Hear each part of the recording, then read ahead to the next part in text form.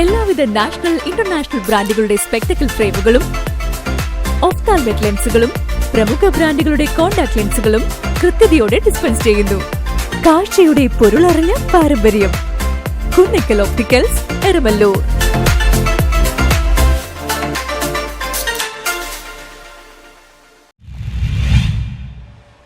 ഇതിഹാസ ഗായകൻ മുഹമ്മദ് റാഫിയുടെ ജന്മശതാബ്ദിയുടെ ഭാഗമായി സായാഹ്നക്കൂട്ടത്തിന്റെ നേതൃത്വത്തിൽ റാഫി ചലച്ചിത്രഗാന മത്സരം സംഘടിപ്പിച്ചു.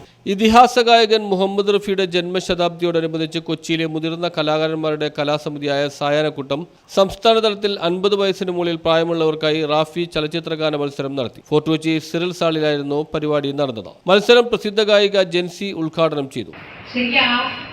അന്ന് അതിന് പാടാൻ വേണ്ടിയിട്ടായിരുന്നു ഞാനൊന്ന് ഹിന്ദി ഗാനങ്ങൾ പഠിക്കുക. അത് നമ്മുടെ കൊച്ചിയിലെ ആസ്വാദകർ എന്ന് പറഞ്ഞാൽ അതൊരു ക്ലാസിക് ഗാനങ്ങളാണ് അവർക്ക് താല്പര്യം, അല്ലാതെ സാധാരണ പാട്ടുകളൊന്നും അവർക്ക് ആവശ്യമില്ല. അപ്പം എനിക്ക് ചിലപ്പോൾ തരുന്ന റെമ്യൂണറേഷൻ 65ഓളം മുതിർന്ന ഗായകർ പങ്കെടുത്തു. നിറഞ്ഞ സദസ്സിൽ അനശ്വര ഗായകന്റെ ഗാനങ്ങൾ മാത്രം പാടിയപ്പോൾ വ്യത്യസ്തത പുലർത്തി. ഒരു മത്സരം എന്നതിലുപരി കേരളത്തിൽ അങ്ങോളം ഇങ്ങോളമുള്ള ജീവിത സായാഹ്ന ഗായകരുടെ സംഗീത സംഗമമായി ഇത് മാറി.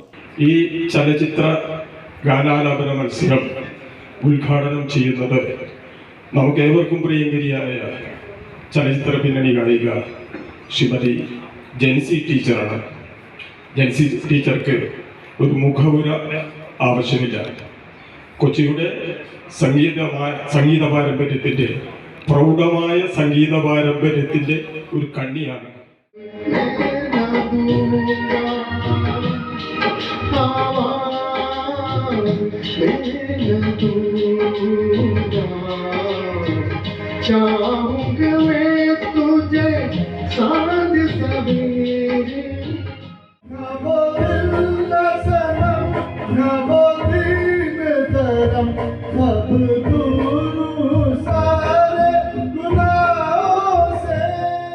ये मेरा प्रेम पंच बरकर कि तुम नाराज ना होना, कि तुम मेरी जिंदगी हो.